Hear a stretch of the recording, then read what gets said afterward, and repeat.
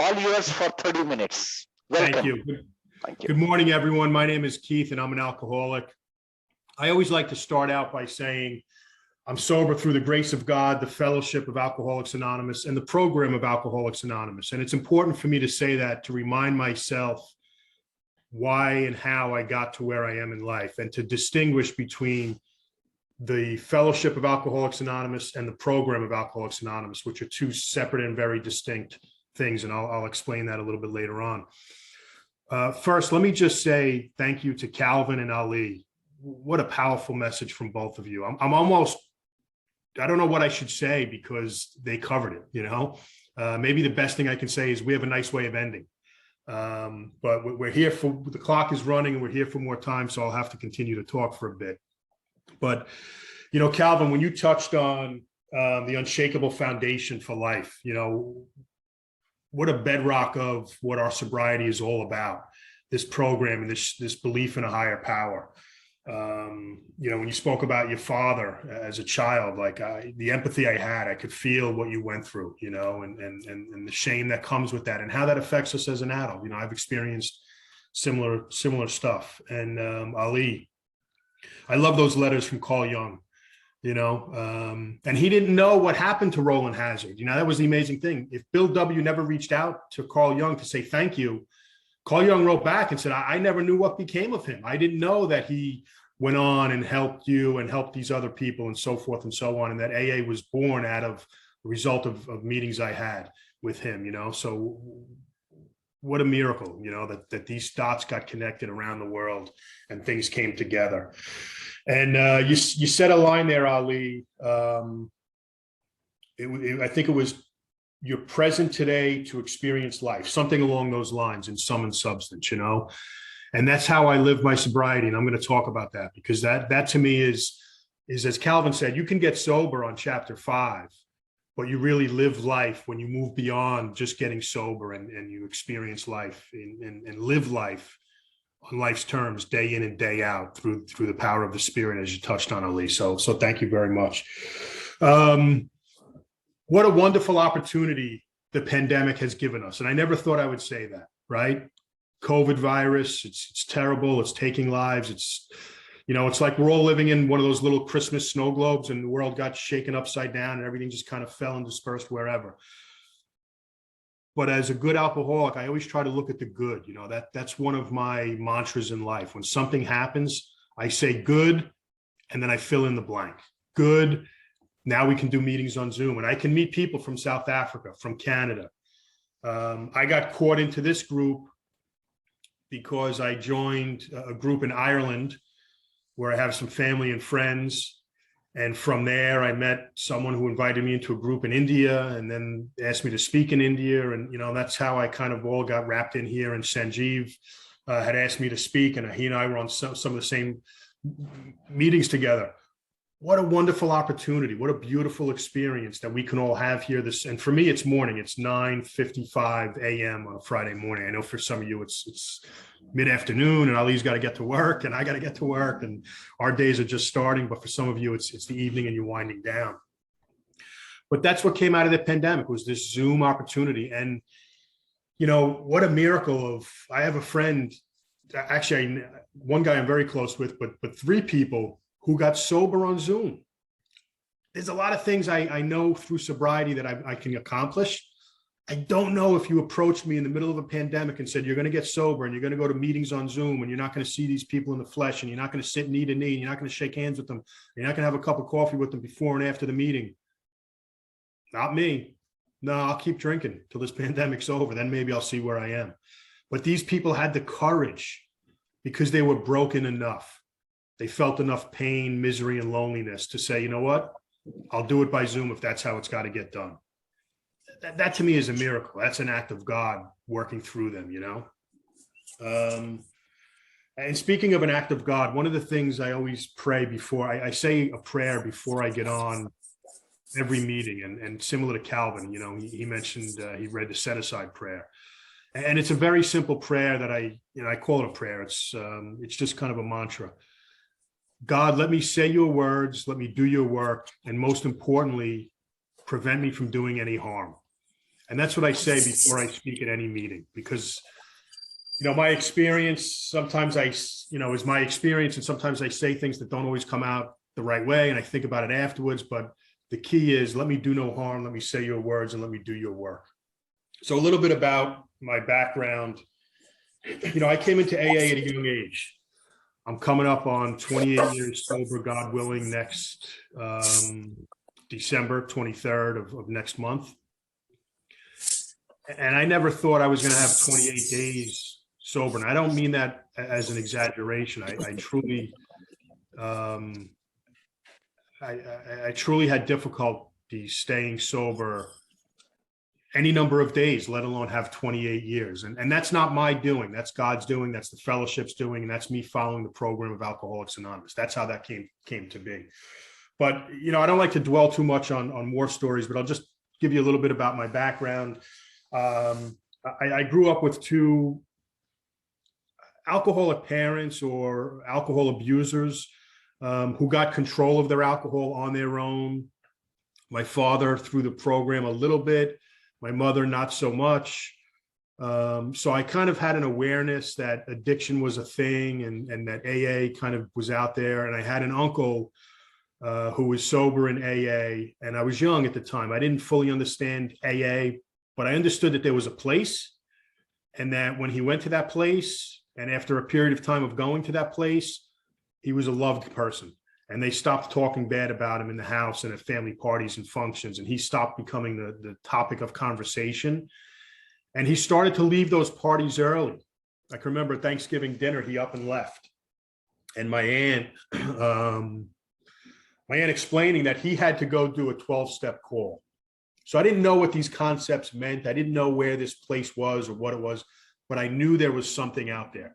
So when I was approached and I was 12-stepped, the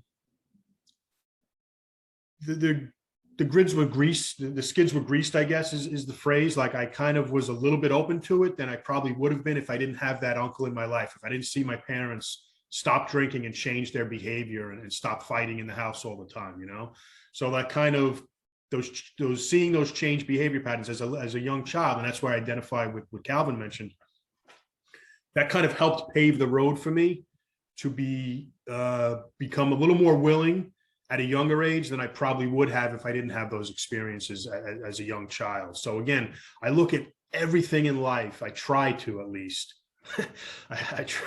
If you ask my girlfriend, she might say differently, particularly yesterday, because she kept calling me. I was cranky. I should go take a nap. I was acting like a little child. It still happens. I still act up. Like, the slightest thing can set me off. And that's why I have to stay grounded in this program. I have to stay connected to my higher power so I don't fall off.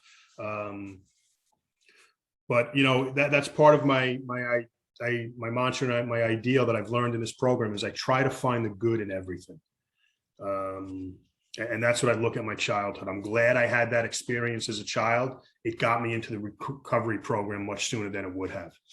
So at a young age, I started to experience blackouts, which is high school age. I know everyone has a different educational system on this meeting here. So that's probably around the age of 16, 17.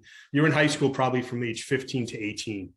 I would wake up in the morning and not have a clue what had happened the night before, how I got home, who I was with, where I was. And I would have to turn to friends to try to piece all that stuff together. And that was a frightening thing to experience at a young age, particularly when your friends are not experiencing this.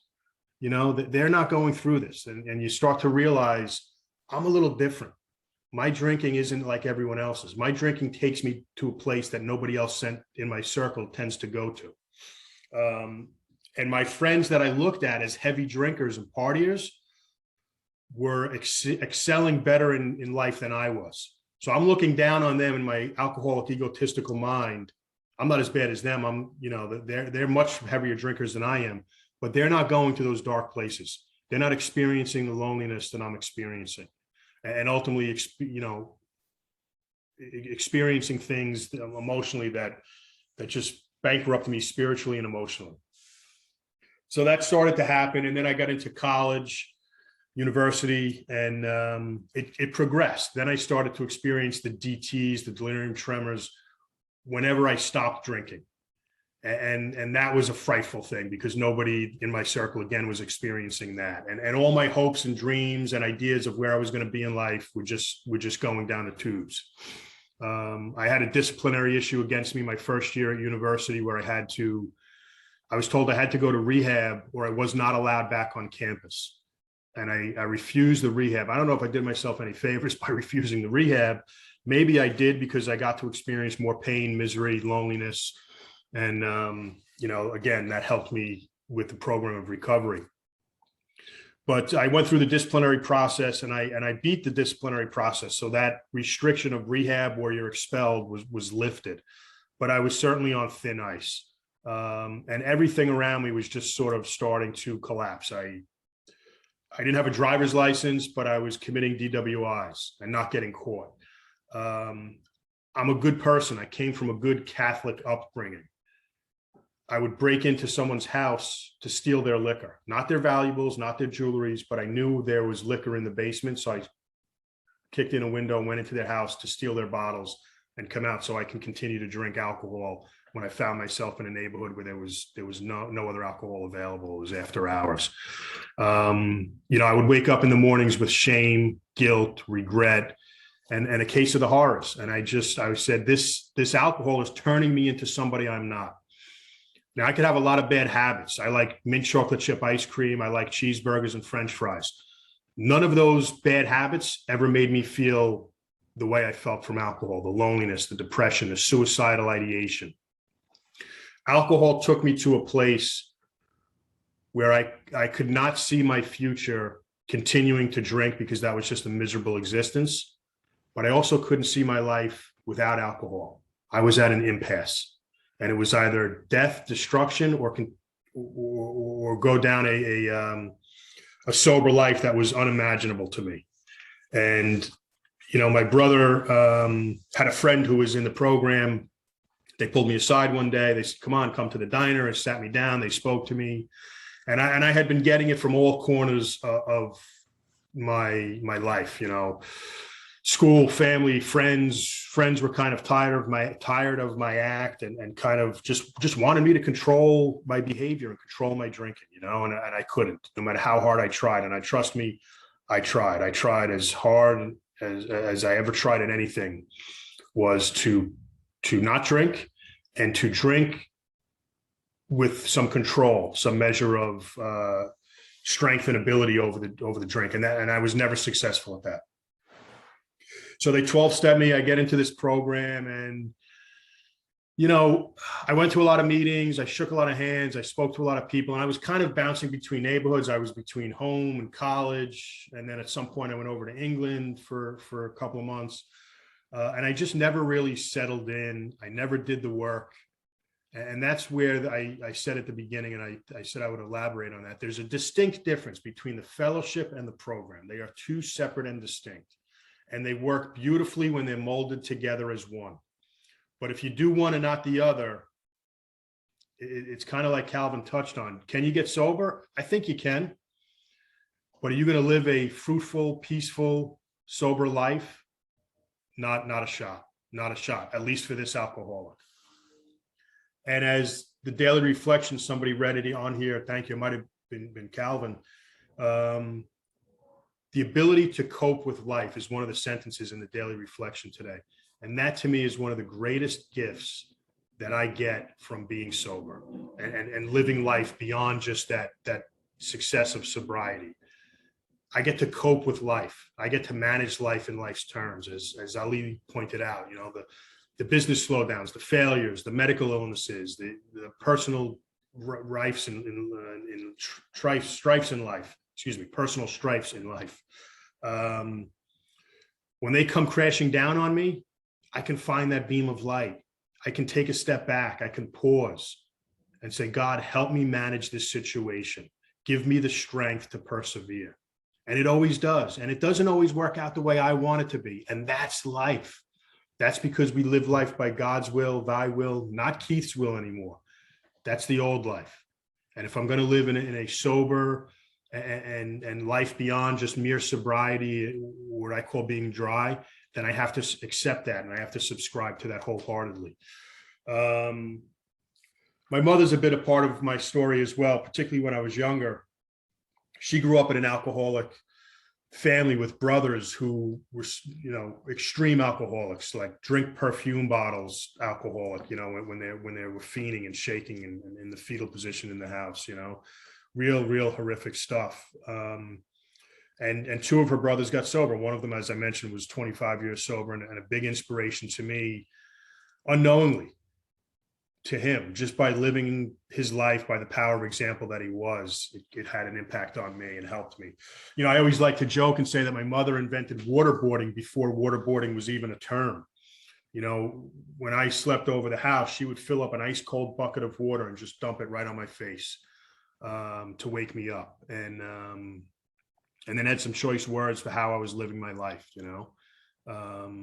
But I understand now. She was trying to help me. I was thrown out of the house as a young teenager. Again, she was trying to help me the way she knew how. Tough love, but it was a wake up. It was a shaking of me to say, hey, you're going down the wrong path. You're in a dark place, and you got to do something about it. So I got sober. I was sober about 10 months from that 12-step call between my brother and his good friend. And then life got in the way. Life comes at you fast and furious, and it's always going to, particularly like I live here in New York City. We went through 9/11, that horror. Shortly thereafter, a plane crashes in our neighborhood. We lived through that. And a fellow I grew up with, him and his mother died in the plane crash, on the ground. I had a friend commit suicide over this disease. We survived Hurricane Sandy right outside my window. I'm right on the Atlantic Ocean. We got crushed, devastated. Now we're living through a pandemic. Like, those are just kind of the big ticket items. They're not even the day-to-day issues that come up in life. And yet through all of those experiences, I was able to cope. I was able to stay calm for the most part, or at least calm enough to function in society, serene enough that I didn't have to turn to the drink. As Calvin mentioned, we turn towards the spiritual life today, as opposed to turning to the drink that we did in the past, and that's being sober and living beyond and moving beyond just the mere sobriety day count. So I ended up picking up a drink because, as I said, life came at me. A friend was involved in a pretty bad car accident. Didn't look like he was going to make it. I was over in England, and I went to my coping mechanism, which was alcohol, because I hadn't done the program of Alcoholics Anonymous. I hadn't gone through the steps. I participated in the fellowship. I hung out with the guys. I went into meetings. I raised my hand. I gave my day count, but I wasn't doing the work. And if you're going to come into a 12-step program and not do the 12 steps, and this is the analogy I use all the time because it works for me. It's like paying a gym membership every month and actually going to the gym. That's great. You paid and you showed up. But when I show up in the gym, what do? I go and I sit in the corner. I do nothing for an hour. I watch everybody else work out. I leave and I bitch and moan and say, that gym doesn't work. Going to the gym doesn't work. That's what I did for the first 10 and a half months of sobriety. I went to the gym. I didn't work out, and I criticized the gym and the people in the gym. I did no work. So you have to do the work. And I like to use that analogy.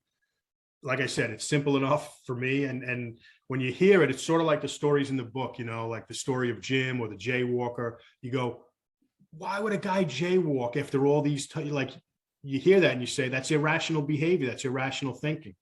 So too is the kid who goes to the gym, sits in the corner, doesn't use the weights, and criticizes the gym and criticizes the weights, that they don't work. You're right. They don't work on their own. You got to engage with them. You have to interact with them. You have to improve your contact with those pieces of equipment in the gym.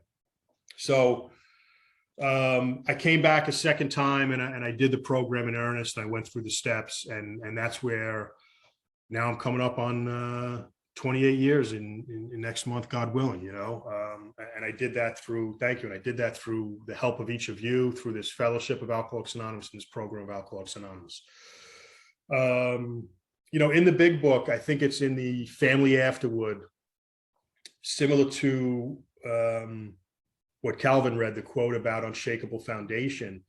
There's another one that's along the same lines that says, the father may feel as if he struck something greater than gold. What a beautiful summary or explanation of how we feel when we just not only get sober, but we actually live sober, and we live in the program, and we live in the promises.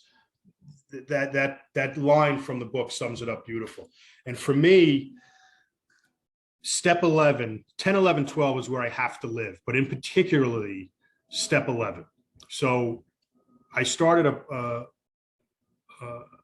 meeting down here in my community, Rockaway Beach, which is in a suburb of New York City, right by JFK Airport, right on the Atlantic Ocean. And it's a small little community, and there's a ton of sobriety down here. It's phenomenal. I mean, we probably have every day of the week, we probably have 3 meetings in this small community, and we're only 4 blocks wide and 5 miles wide. So it's a beach town. So it's a heavy drinking community area, you know? So I started this meeting, and it's a step 11 prayer and meditation meeting. And we start the meeting by reading some step 11 excerpts from the big book, and we meditate for 10 minutes in darkness by candlelight. Somebody speaks for 10 minutes, and then we just go to a show of hands, and it's beautiful. We just sit there in a circle, and we don't go around the circle. We don't call on people. When you feel inspired to talk during that hour, you just start talking. It's great, you know. And we end it with an acoustic meditation, and then we all stand and we read the St. Francis prayer, the 11-step prayer that's in the 12 and 12, the 12 and 12 book. And that's how we end the meeting. And for me, it was important because I needed more conscious contact with my higher power in the rooms, you know. And that's not to criticize any of the other meetings. They're wonderful, the stuff, but I just needed that structure one night a week to go and sit and just focus on that conscious contact, you know, kind of dovetailing what Ali mentioned about, you know, and I love that analogy. Like if I say hello, if I say good morning and good night to my wife, and that's all I say, you're going for a divorce pretty damn quick. I think that's a great analogy that everybody can identify, and I'm going to steal it from you, Ali. So thank you. But I needed more. I needed more of a conscious contact, not just in the morning or at night. I needed it throughout my day, as the big book points out to us, to take that pause, to take that inventory during the day. So, you know, step 11 is tremendously important to me. But what's equally important is this question that my sponsor posed to me some time ago. Am I open to God's presence throughout my day? Am I open to God's presence throughout my day? What a powerful question, and a complicated one to answer. I'd like to say yes, of course. But in reality, am I? Or am I just saying that? Am I sounding good at meetings, or am I living my life the way it's supposed to be lived? Big difference. So what I have to do and what I have to focus on is I have to clear the channel of clutter and chatter between me and my higher power. And I have to put in the forefront my defects of character. I have to put in the background my ego. I think my ego is always going to be there, no matter how much I try to hammer it and smash it with a hammer. I think it's always going to be there, and it's my job. And I say to myself, back to my mantra, good, fill in the blank, good. That means I have a lot of work to do every hour, every day, every month, every year. This doesn't get old. I'm a continual work in progress. If I've had my ego beat, I'm on easy street. I got it made. I got it figured out. This is easy. I'm done. My work is never done. And my ego reminds me of that, because it always wants to creep into the forefront of my brain, in the forefront of my life. I have to take it and throw it in the back. So the fact that I'm not fully relieved of my raging ego, good. That means I have more work to do on a day-to-day basis. And that helps me keep the clear channel between me and my higher power. That helps me be open to God's opportunities to come in and to bless me. And let me give you some examples of what I'm talking about. I have a sponsee who's anti-formalized religion, which is fine. And I said to him, you know, we come in here on step 1. We admit we are powerless over alcohol. if I don't believe right then and there, and that simple step, for me, it's just talking about the alcohol, the strength of the alcohol, but there's so much more behind that admission. I'm admitting that if I'm powerless over alcohol, something then must be more powerful than me. Because if not, I'm dead on arrival. I might as well give up the minute I cross the threshold of the door and I come to that realization that I am powerless over alcohol. There's nothing else out there. And what's out there is the spiritual program and the relationship that I can foster with my higher power through this spiritual program of Alcoholics Anonymous. So I said to my sponsee, is there a place, is there a moment in your day? I'm an attorney. So let me just back up for a second. I'm a trial lawyer. So often I ask jurors, I try to explain to them in my closing argument that the decision that they have to make is so important to my client. It always is. It's the most important thing in my client's day. They live and breathe this case. Their life is going to change dramatically based upon the decision the juror is going to make. So I try to implore the jury to think about where are they in the course of their day when they make the most important decisions, whether that be for them, for their family, for people who are affected by decisions they make at work, wherever that might be. Put your mind in that place when you go in that jury room and you think about and talk about the decision you have to make that's going to affect my client, because it is as important as those places you were in when you make those decisions for yourself in your own life. So I borrowed that and I said to my sponsee, is there a place, is there a time of day, is there an experience that you feel some connection, or maybe you feel some level of peace? And he said to me, there is actually. He says, I love to do stand-up paddleboarding deep in the ocean. I said, well, how deep? He says, I go out 3 or 5 miles. I said, that's international shipping channels. There's like sharks out there. He says, well, that's where I feel what I would call God's presence or a presence. I said, okay. Do you have an extra paddleboard?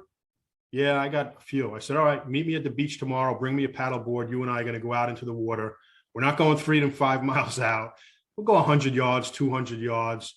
We'll sit out there. We'll let the sun beat down on us. We'll soak up the water and the salt, and we'll just talk. And we'll see how that differs from a talk we have sitting on my couch in my apartment or talking after a meeting. And God does the work, right? We just show up. This guy today is one of the most influential powers of example for the spiritual life. He's now adopted a religious life where he goes to formalized church. And that all happens because he, not me, but he was open and willing to the concept of God through the spiritual program, God of his choosing. And when I use the word God, replace that with higher power. God is what I refer to my higher power as. And we continue to have these water meetings, such that I now go out on the water on a regular basis. And I too have found a place where I can commune with my higher power. And I get out there on a kayak most often. And when that paddle breaches the water, I just feel like it's God is just coming up out of the water to me. It's just such an amazing experience. And I go out there by myself and I just, one day I brought a radio with me and the water was flat. Like I almost didn't even want to put the paddle in the water. It was like, felt like it was breaking glass. It was just so flat and serene. And the sun's rising, it's sunrise. And I put the radio on and Andre Bocelli starts belting out Alleluia. And I just burst out laughing. I said, what a beautiful gift I received, because I was open to helping somebody else. I was open to finding that place where that person could open up and be open to a spiritual life. And look at what gift I have received from helping somebody else. We always say we get so much more back when we give away. And that's just an example of it. That's now like an important part of my life, is getting out on the water, communing with my higher power out there. Since we use the water to tap into his higher power, it kind of opened up that channel for him. And now he taps into that higher power when he's driving down the street. When somebody was arguing in his face this weekend and he took a step back and he took a deep breath and he said a quick little prayer and he said, take care, have a nice day. This is a guy who was a raging lunatic 3 years ago, So these are the things that we experience through Alcoholics Anonymous. I like to find the moments in my day. I can commune with my higher power if I get in again, I have to be open to God entering my life. I can get in my car and listen to a U2 song. The song One always gets me. Or kindly take care of the time, 2-3 minutes. Thank you. Appreciate it. Or I could listen to a hardcore rap song and just be in a meditative state. I get the same experience from that I could get sitting in a church praying, or sitting in a quiet room doing a 20-minute meditation. It's the opportunities I allow myself to let God into my day that help me, that help keep me sober, that keep me going. Real quick, I'll share this. There was a plane crash here in the States a few weeks ago. 52 people were on board that plane. The plane went straight down. It burst into a fire. They showed us the pictures. It was all over the news. What a tragedy. What a tragedy. 3 hours later, breaking story. 52 people were on that plane. 52 people walked out of that plane and lived. If I don't believe that there's a God, how does that happen? It was unbelievable. Looking at those pictures of the wreckage, the fire for 3 hours, the fire department's trying to get to it. 52 people, seats 50 yards away, just blown to pieces. 52 people walked out of that plane. That's God. And I don't see that unless I clear the channel, unless I'm doing the work in this program, unless I'm embarking on my relationship and my experience with my higher power. I'm going to grab the big book. Indulge me for 2 minutes here. On page 13, the second paragraph, I'm just going to read it because this is important. I did a lot of historical research on the program and the big book. And if you look at the original manuscript, which is in print, it's available through Hazelden Publications. Bill W.'s story, it says, at the hospital, I was separated for alcohol for the last time. Treatment seemed wise. I showed signs of the DTs. He had a sentence there that read this: I have not had a drink since. That was in the original manuscript. He circled that sentence and he moved it a paragraph lower. And let me explain to you what paragraph he wanted in between going to treatment and not having a drink since. While I was at treatment, I humbly offered myself to God, as I then understood him, to do with me as he would. I placed myself unreservedly under his care and his direction. It sounds like step 3 to me. I admitted for the first time that of myself, I was nothing without him. I was lost. I ruthlessly faced my sins, sounds like a step 4, and became willing to have my newfound friend, capital F, meaning higher power, step 6 and 7, take them away, root and branch. I have not had a drink since. So Bill W., when he was reading this manuscript before it came to publication, he realized it's not just a matter of showing up. You get sober. It's doing the work. And if I do the work, then I can say I have not had a drink since. That to me is a very important edit that was made in the big book on page 13. I'm an attorney, as I said to you, so I never like to shut up, but I'm going to shut up because that's what the ego tells me. Putting my ego in the back tells me I have to do when we're at that time. It's 10:25 over here. So I want to thank everyone for being here today. I want to thank you for helping keep me sober for another day. I want to thank the founders of this meeting, and I'm blessed to be living in the program and the fellowship of Alcoholics Anonymous. Thank you, Calvin. Thank you, Ali. I got so much out of you guys speaking today. And as I said at the beginning, hopefully I did no harm. Thank you very much.